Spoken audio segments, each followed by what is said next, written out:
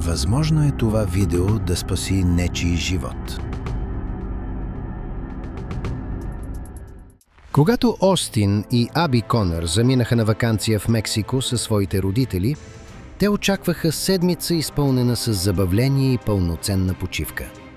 Това беше тяхната зимна ваканция и те искаха да започнат новата година освежени и съсредоточени върху ученето. Вместо това, те попаднаха в истински кошмар, от който никога няма да се възстановят.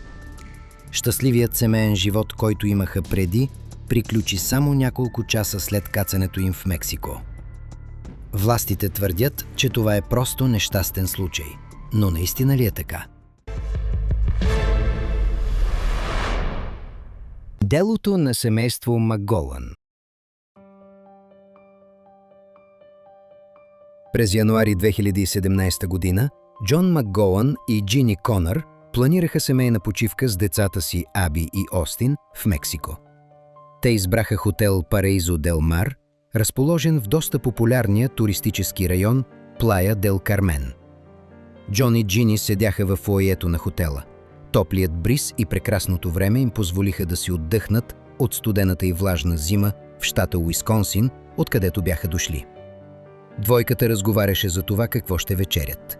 И колко е хубаво, че в близко време няма да се налага да се грижат за готвене и други битови неща. Петзвездният курорт, работещ по системата All Inclusive, предлагаше множество ресторанти, от мексиканска кухня до бразилско барбекю, както и спорт-бар, разнообразни бюфети и плажни грилове. Джон и Джини решиха да изчакат и да попитат децата си Аби и Остин какво им се яде. Часовникът показваше 7 часа вечерта. Децата трябваше да пристигнат във фоайето всеки момент. Семейство Конър беше пристигнало в хотела преди няколко часа и бързо се беше настанило в 2 стаи. 20-годишната Аби Конър и по-големият й брат Остин Конър бяха настанени в стая на първия етаж, а майка им и вторият й съпруг на втория. Аби и Остин решиха да посетят басейна на хотела. Те седяха на столове в бара, разположен непосредствено до ръба на басейна, и отбелязваха края на финалните изпити с по няколко шота текила. На Остин му оставаше още един семестър до завършването на университета, а Аби току-що беше приключила първия семестър от първата си година в университета на Уисконсин, Уайтъруотър. Тя мислеше за бъдещ собствен бизнес. Джини и Джон се присъединиха към децата скоро след кратка разходка по плажа. Джини си поръча замразена ягодова напитка и те се отпуснаха край басейна, наблюдавайки как децата им плуват. Моля, запомнете този момент. Братът и сестрата бяха опитни пловци. И двамата бяха израснали край голямо езеро. Прекарваха много време във водата и около нея. А сега беше време да се върнат към вечерята. Часът беше около 17 часа и 30 минути. Джон и Джини решиха да се върнат в стаята си, за да се преоблекат за вечеря. Родителите се уговориха да се срещнат с децата във фоайето в 19 часа. Семейството се беше договорило предварително и всичко вървеше по план. Докато по-възрастните членове на семейството чакаха, звучеше силна музика. Те не помнят точно какво се е пускало, а само, че беше много шумно и че само няколко души танцуваха насред фоайето. Изминаха 15 минути чакане, после половин час. Разликата във времето между Уисконсин и Плая дел Кармен беше 1 час. Възможно е децата да са били объркани, а мобилните им телефони не работеха. Затова Джини, майката, се приближи до рецепцията и помоли персонала на хотела да се обади в детската стая. Служителката зад гишето изглеждаше леко смутена. Тя отиде да потърси мениджъра и когато се върна, родителите на Остин и Аби ги очакваше ужасяваща новина. Служителката на хотела им съобщи, че децата им се намират в болница. И двамата били намерени в безсъзнание директно в басейна с лице надолу. Болницата Ривиера Мая е малък медицински център, разположен на около 22 мили от хотела.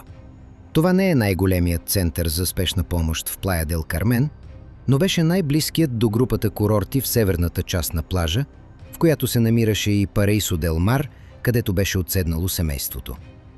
Когато родителите Джон и Джини пристигнаха в болницата, на Остин вече бяха приложени необходимите медикаменти. Лекарите съобщиха, че състоянието на младежа се е стабилизирало.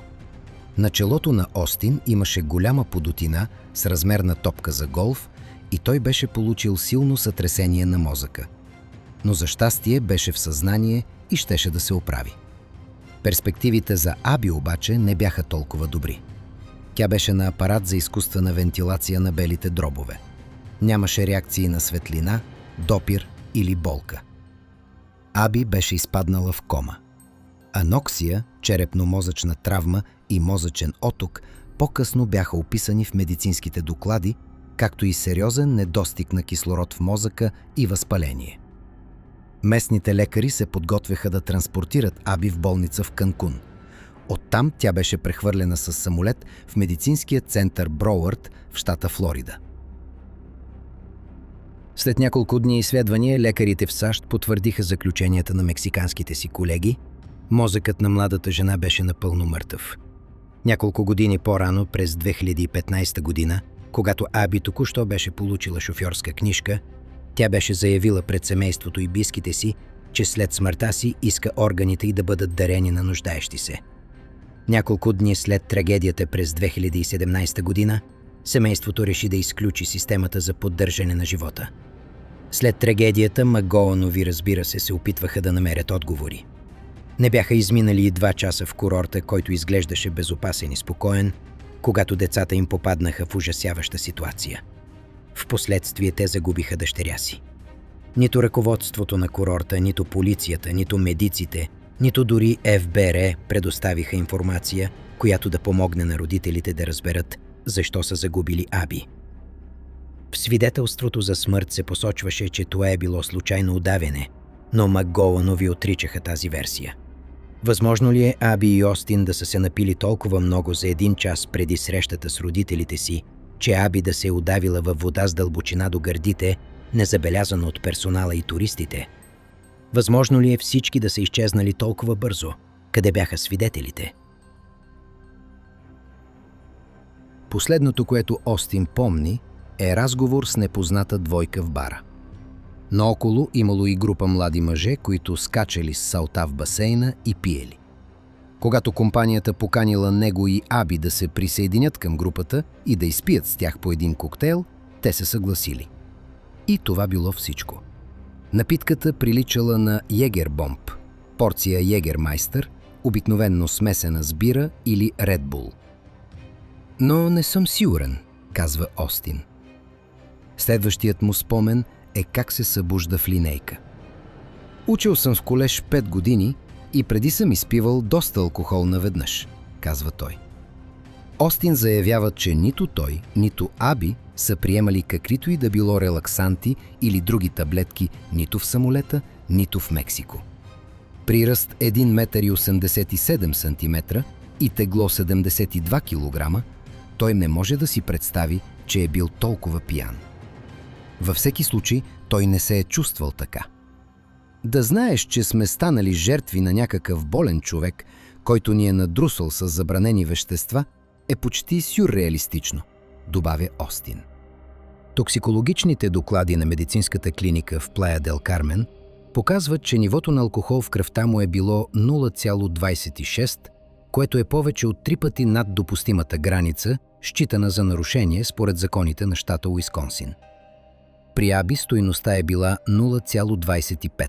Съдържание на алкохол в кръвта от 0,25 и повече може да предизвика силна сънливост, объркване, повръщане, неясна реч, загуба на равновесие и двигателни умения, до невъзможност да се стои или ходи, както и загуба на съзнание. При тегло от 58 кг, Аби би трябвало да изпие около 7 порции на час, за да достигне толкова високо ниво. Някой със сигурност им е подхвърлил някакво забранено вещество, казва Бил Конър, биологичният баща на Остин и Аби, който обаче не е бил с тях в курорта. Кръвните изследвания не откриха никакви опиоиди или бензодиазепини, обикновенно свързвани с вещества, които могат да бъдат подхвърлени в напитки в барове, въпреки че комисията не е провела тестове за всеки възможен вид. Джини помолила болницата в Канкун да извърши тест за сексуално насилие над момичето. Лекарят казал, че да, Той е направил такъв тест, но в последствие в документите, предадени на МакГоуънови, нямало никакви доказателства. Възможно ли е това да е бил неуспешен опит за отвличане? Възможно е. Но МакГоуънови разсъждавали, че за похитителите би било много по-лесно просто да сграбчат някого на улицата, отколкото да се отправят към ексклузивен курорт. Въпреки това, няколко публикации в блогове на други пътешественици, посетили съседни курорти в Плая дел Кармен през последните 2 години, съобщават за плашещо сходни инциденти, макар че никой не е загинал. В един случай през януари 2015 година съпруг и съпруга, празнуващи 13 години брак, седели на плажа на хотел Парайсо Мая в същия курортен клъстер като Парайсо дел Мар. Жената разказва, че е поръчала 2 коктейла в бара, а съпругът ѝ е изпил 3 бири. Те разговаряли с непозната двойка, която им казала, че са от щата Орегон. Поръчали си още едно питие и след няколко минути жената започнала да вижда черни точки и казала на съпруга си, че нещо не е наред. След това изгубила съзнание. Тя си спомня как лежала на пода в банята, повръщала и се чувствала така, сякаш умира. Следващото, което помни, е как се събужда в хотелската стая повече от 5 часа по-късно. Съпругът ѝ бил със счупена ръка. Нито един от двамата нямал представа какво се е случило. Всичките им вещи си били на плажа. Не били ограбени. Чувствах се така, сякаш току-що са ме тероризирали, но не знаех кой и как, написа тя в публикацията си в блога. Знаех, че сме били много близо до нещо зловещо. Бяхме благодарни, че сме живи, но изпълнени със страх, без да знаем кой ни го причини. Жената също така заяви, че когато съобщили за инцидента на персонала на курорта, им казали просто да отидат в болницата и да вземат пари в брой. Вторият баща, Джон и Остин, наели преводач на мексикански и испански и отишли в полицията, за да подадат жалба.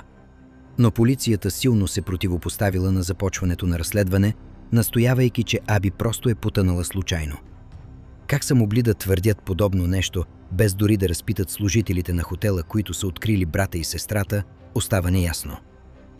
Когато Джон и Остин напуснали полицейското управление, те не били сигурни дали изобщо ще бъде проведено някакво разследване. Но МакГоуънови не се отказали. След няколко седмици те наели американска адвокатска кантора с дъщерен офис в Мексико, за да им помогне да получат отговори. На 30 май адвокат от Мексико направил справка в полицейското управление и установил, че разследването е било проведено в ограничен обем. Местната полиция е разпитала само 3 служители на хотела. В полицейския доклад не било посочено кога точно са били проведени тези разпити. Американският адвокат на МакГоуънови, Флорентино Рамирес, заяви, че не се доверява на полицейския доклад. «Това е прекалено удобно», каза той. «Ако това е бил нещастен случай, тогава къде са всички свидетели? Това просто няма смисъл. Претъпкан хотел и нито един свидетел. Твърде много несъответствия». Адвокатът подозирал, че е възможно да е имало сбиване, може би с друг гост или със служител на хотела, което Остин не може да си спомни. Остин е можел да получи удар по главата и да падне, но това е само една от версиите. Тогава обаче остава неясно какво се е случило с Аби.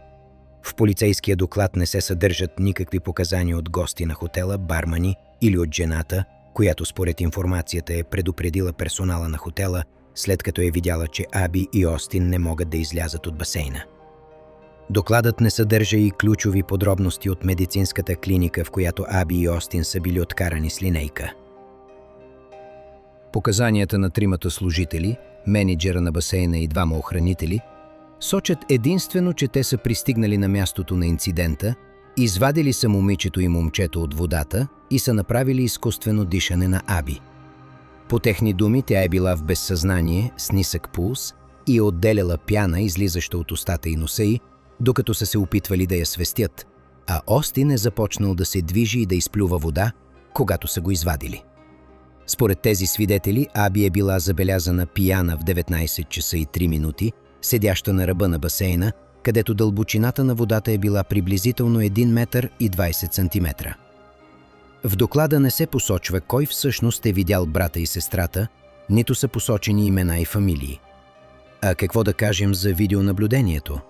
Вярно ли е, че в хотела не е имало и не са били използвани камери за видеонаблюдение около басейна? Това, което особено разстроило семейството, било, че хотелската верига не само не е отговаряла на техните запитвания, но и никой от представителите на хотелите не се е свързал с тях, за да изрази съболезнования за загубата им. Изглежда, че не са го възприели сериозно, заяви Джини. Тя също разказа, че когато се обърнала към местния офис на ФБР и казали, че агенцията не може да им помогне, тъй като престъпленията, извършени на чужда територия, са извън тяхната юрисдикция. Представител на местното подразделение на ФБР не коментира конкретния случай, но заяви, че агенцията разследва всички жалби в зависимост от представените факти. Бяха напълно безполезни, каза Джини за работата на ФБР. Не ми казаха да подам писмена жалба или да се свържа с Държавния департамент или каквото и да било друго. Абсолютно нищо. През 2018 година Бил Конър, биологичният баща на Аби, предприел велосипедно пътуване с дължина над 2500 мили от Медисън до болницата във Форт Лодърдейл, където Аби прекарала последните си дни. Седмиците, които прекарал въртейки педалите, му помогнали да се справи с скръбта си и едновременно с това да повиши осведомеността за значението на донорството на органи според него. Все още не мога да повярвам, че това наистина се случи, каза Конър. Все още чакам дъщеря ми да влезе през вратата. Невъзможно е това да се е случило така, че насред бар двама възрастни хора да плуват в малък басейн достатъчно дълго, за да се удавят. По пътя Бил Конър направил малко отклонение и спрял в Батън Руш, щата Луизиана. Там живее Ламонт Джаксън младши. 21-годишният младеж станал носител на сърцето на Аби. Благодаря ви, че гледахте. Моля, оценете това видео и, както винаги, очаквам вашите мнения в коментарите. Пазете себе си и близките си. Бъдете внимателни.